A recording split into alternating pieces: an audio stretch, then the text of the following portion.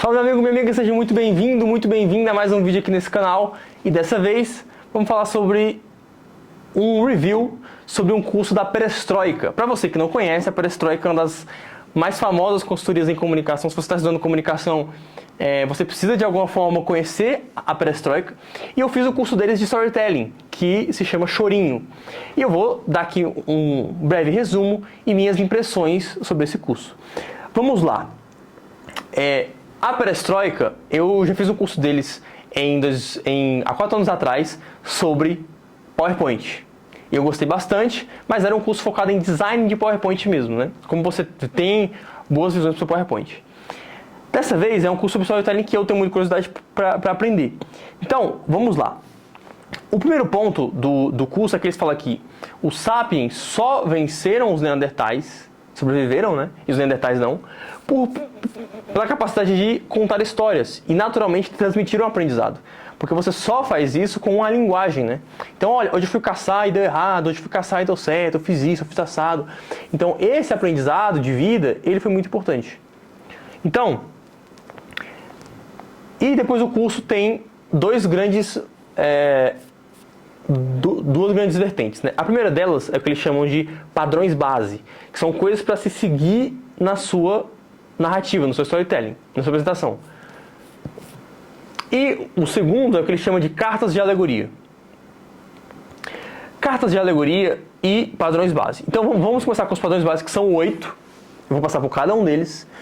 E os 5 cartas de alegoria. Vamos lá.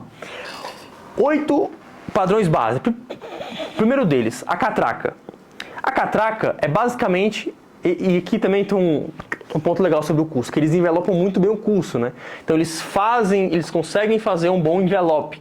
Eles trazem nomes diferentes, contextualizam do jeito que eles querem transmitir isso. Então vamos lá. Catraca é selecionar o que você vai colocar na sua apresentação. Que basicamente é o que eu falo muito sobre toda apresentação, é um recorte, né? Então eu tenho um emaranhado de conhecimento e eu vou pegar desse emaranhado de conhecimento um bloquinho de conhecimento e vou colocar. Pô, é isso que eles precisam. Eu vou, dentro de tudo que eu sei, eu vou afunilar para aquele público, né? E o público é justamente o filtro do meu recorte. E é uma coisa interessante, né? Eu não consigo recortar se aquilo é tudo que eu sei. Se eu vou dar 1 hora de conteúdo, eu tenho que saber mais do que 1 hora de conteúdo. 10, 20, 30, 50 horas. Quanto mais você souber, mais você vai ter repertório para fazer esse corte. E o corte vai ser cada vez melhor. Então, quem quer falar tudo, não fala nada. É importante saber bem o que você quer contar, ter clareza, fazer um bom recorte para que você consiga transmitir bem a sua mensagem. Então, o primeiro passo é a catraca mesmo, né? Não levar tudo para a apresentação. Leva o que é mais importante, faça um recorte. Às vezes, na ânsia de mostrar que eu sei, eu levo muita coisa para dar 10, 15, 20, 30, 50 dicas, porque eu sei muito. Não. As pessoas, os grandes especialistas, eles simplificam, né? Eles conseguem consolidar tudo em uma só mensagem e o público entender. Então, a catraca é justamente isso. Primeira dica, eu acho super aplicável.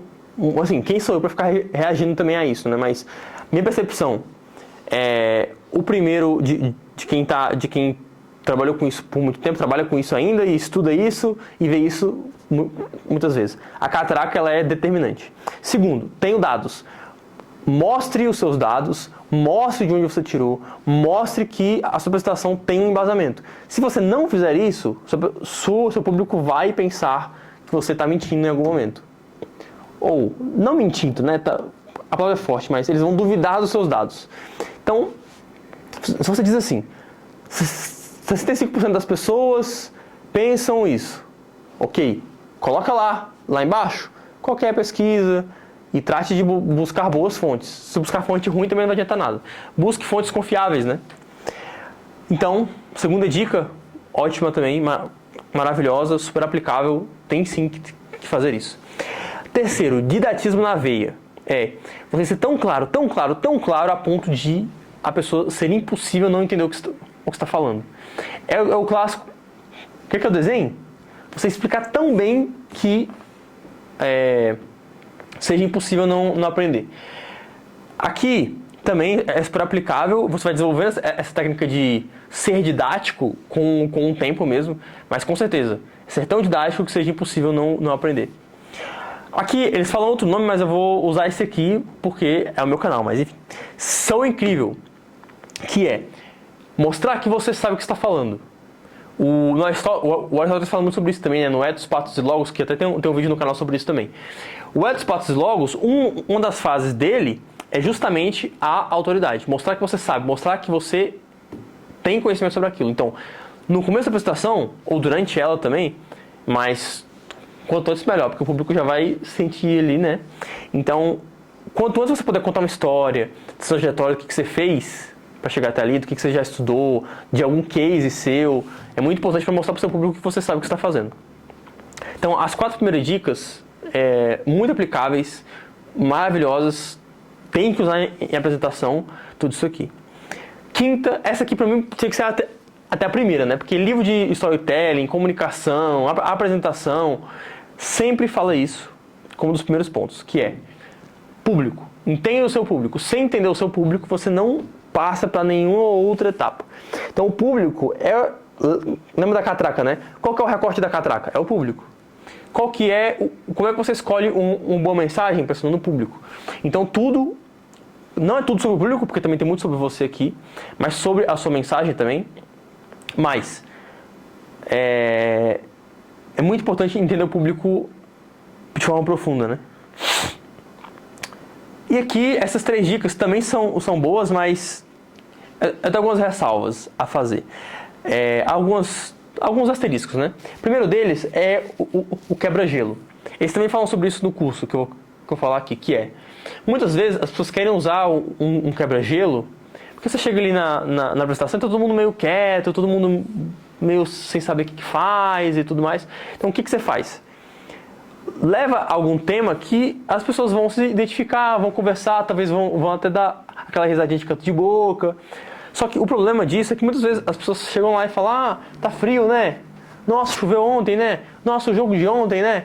Então fica essa questão. Então é muito bom que o seu quebra-gelo seja um quebra-gelo referente à sua narrativa. Só que não é fácil fazer isso. Depende do seu tema. Então, se eu estou falando sobre storytelling, talvez eu vou falar sobre o Oscar. O que vocês acharam de Duna, por exemplo? O que vocês acharam do Oppenheimer? Eu acho que tem uma narrativa maravilhosa, porque ele faz isso e aí o público já vai entendendo, conversando, quebrando aquele gelo. Depois que a Brené Brown falou sobre isso, isso ficou muito em voga para apresentação no mercado corporativo, que é sobre vulnerabilidade. Ela tem um TED maravilhoso sobre isso também. O ponto da vulnerabilidade aqui é: você não pode ser mais vulnerável a ponto do seu público deixar de acreditar que você é uma autoridade naquilo. Às vezes a gente é tão vulnerável que o público vai perdendo um pouco da sua... que você perde um pouco da sua autoridade. Então, o papo da vulnerabilidade, ele é importante e legal? Sim, mas pondere muito bem. Se você tiver em dúvida qual que é o limite que você vai, não utilize, é melhor.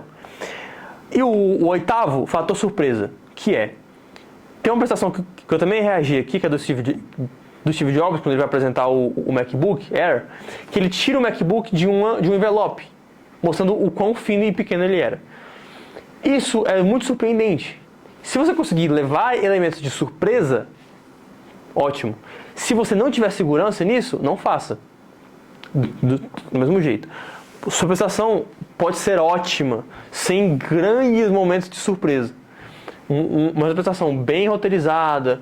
Tem um vídeo que eu faço, que eu explico aqui sobre como você implementa, né? Você vai lá no Hook, divide os temas, coloca para estática, capa de professorial. Ou seja, você não necessariamente precisa de levar uma grande surpresa para a apresentação ser muito boa.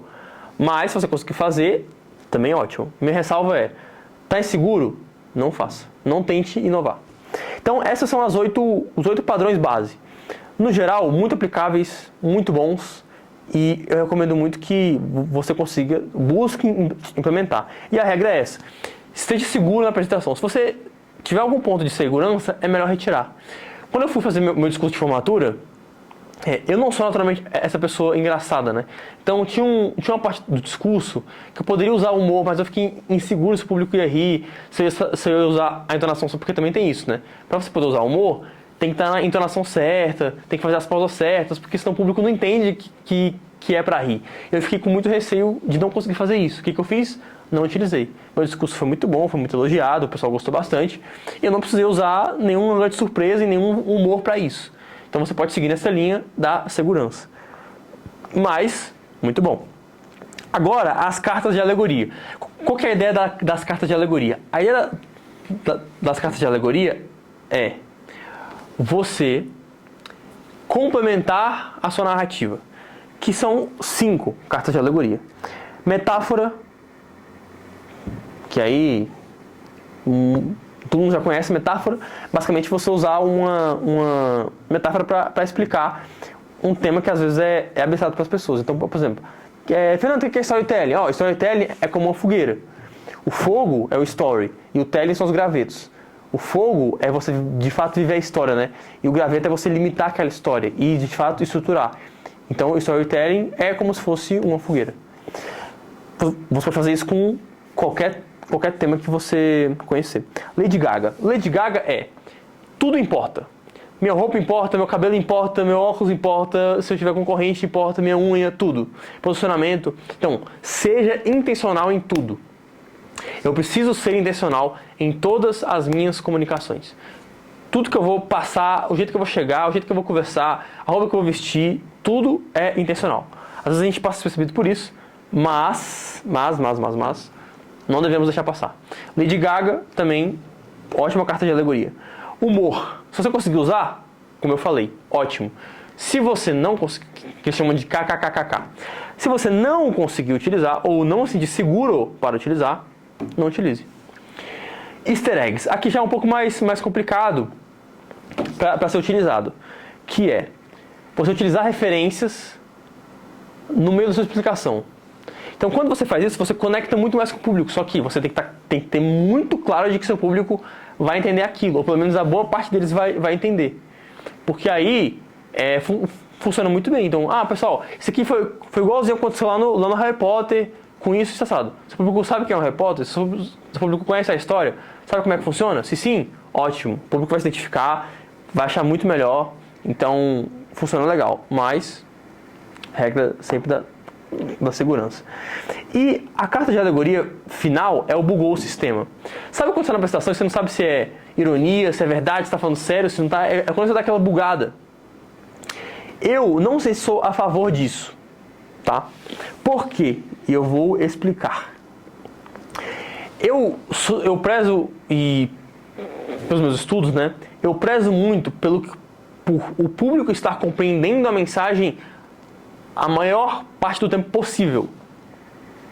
Então, inclusive quando eu aprendi com o professor Liao, é concreto para abstrato. Então, quando eu vou explicar um conceito, eu já começo explicando o conceito, deixando o meu público entender o conceito. Então, é concreto para abstrato. Então, quando eu bugar o sistema, pode ser que meu público não entenda aquilo. Pode ser que ele se perde naquilo e não volta mais para a apresentação. Ainda mais hoje, né? Que é tudo muito difícil ter a atenção das pessoas. Mas se você for muito bom, conseguir usar muito bem, talvez valha a pena.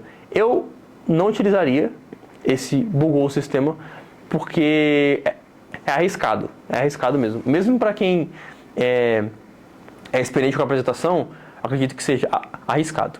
E aí, saindo desses dois pontos, né, os 8 padrões base e as cartas de alegoria, eles também falam de ritmo, que é muito importante também. Que eu acho que poderia até ser uma carta de alegoria, mas enfim.